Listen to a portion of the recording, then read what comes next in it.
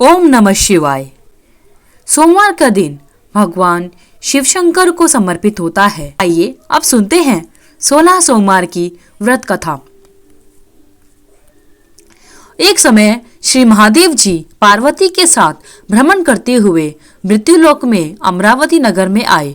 वहां के राजा ने शिव मंदिर बनवाया था, जो कि अत्यंत भव्य एवं रमणीक था तथा मन को शांति पहुंचाने वाला था।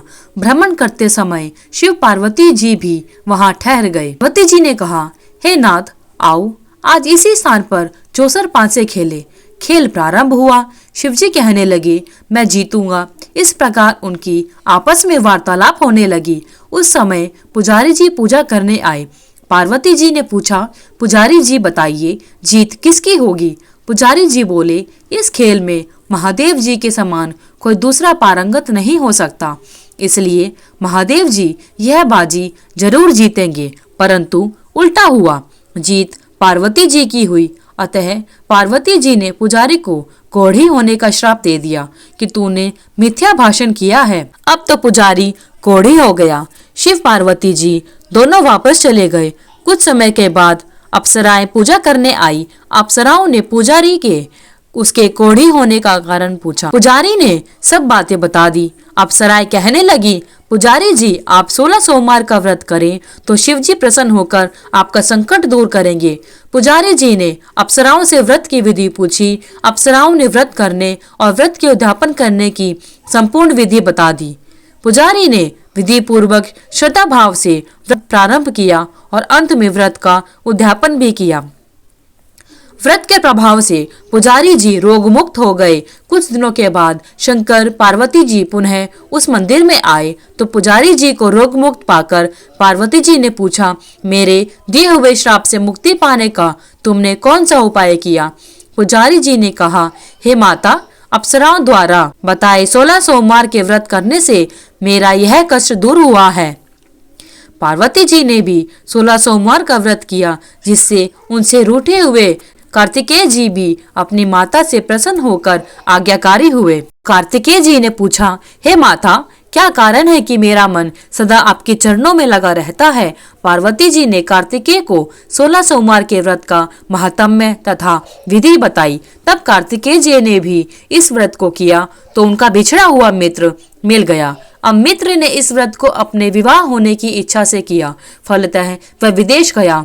वहां के राजा की कन्या का स्वयंवर था। राजा ने प्रण किया था कि हथनी जिस व्यक्ति के गले में वरमाला डालेगी, उसी से उसकी राजकुमारी का विवाह होगा।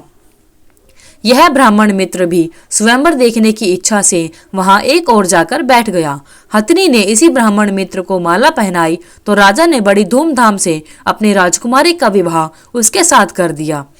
तत्पश्चात दोनों सुखपूर्वक रहने लगे। एक दिन राजकन्या ने पूछा, हे नाथ, आपने कौन सा पुण्य किया जिससे हथनी ने आपके गले में वरमाला पहनाई? ब्राह्मण पति ने कहा, मैंने कार्तिकेय जी द्वारा बताए 16 सोमवार के व्रत पूरी विधि विधान सहित श्रद्धा भाव से किए, जिसके फल के कारण मुझे तुम्हारे जैसी सौभाग्यशाली पत्नी मिली। अब तो राजकन्या ने भी सत्य पुत्र प्राप्ति के लिए व्रत किया और सर्वगुण संपन्न पुत्र प्राप्त किया। बड़े होकर पुत्र ने भी राज्य प्राप्ति की कामना से 16 सोमवार का व्रत किया। राजा के देवलोक होने पर इसी ब्राह्मण कुमार को राजगद्दी मिली। फिर भी वह इस व्रत को करता रहा। एक दिन उसने अपनी पत्नी से पूजा सामग्री शिवालय ले चलने को कहा, परंतु उसने पूजा सामग्री अपनी दासियों द्वारा भिजवा दी। जब राजा ने पूजन समाप्त किया तो आकाशवाणी हुई कि हे राजा, तुम इस पत्नी को त्याग दो, नहीं तो राजपाट से हाथ धोना पड़ेगा। प्रभु की आज्ञा मानकर उसने अपनी पत्नी को महल से निकाल दिया। तब वह अपने भाग्य को कोसती हुई एक बुढ़िया के पास गई और अपना दुखड़ा सुनाया। बुढ़िया को बताया, मैं पूजन सामग्री राजा के कहे अनुसार शिवालय में नहीं लेकर गई और राजा ने मुझे महल से निकाल दिया। बुढ़िया ने कहा, तुझे मेरा काम करना पड़ेगा। उसने स्वीकार कर लिया। तब बुढ़िया ने सूत की गठरी उसके सर पर रखी और बाजार भेज दिया। रास्ते में आंधी आई तो सिर पर रखी गठरी उड़ गई। बुढ़िया ने डांटकर उसे भगा दिया। अब रानी बुढ़िया के यहाँ से चलते चलते एक आश्रम में पहुंची। गोसाई जी उसे देखते ही समझ गए कि यह उच्च घराने की अबला विपत्ति की मारी है। वे उसे धैर्य बंधाते हुए बोले, बेटी तू मेरे आश्रम में रह, किसी प्रकार की चिंता मत कर। रानी आश्रम में रहने लगी, परंतु जिस वस्तु को वह हाथ लगाती वह वस्तु खराब हो जाती। यह देखकर गोसाई जी ने पूछा, बेटी किस देव के अपराध से ऐसा होता है? रानी ने बताया कि मैंने अपने पति की आज्ञा का उल्लंघन किया और शिवालय में पूजन के लिए नहीं गई। इससे मुझे घोर कष्ट उठाने पड़ रहे हैं। इसलिए गोसाई जी ने शिव जी से उसकी कुशलता के लिए प्रार्थना की और कहा, बेटी तुम 16 सोमवार का व्रत विधि विधान से करो। तब रानी ने विधि पूर्वक व्रत पूर्ण किया।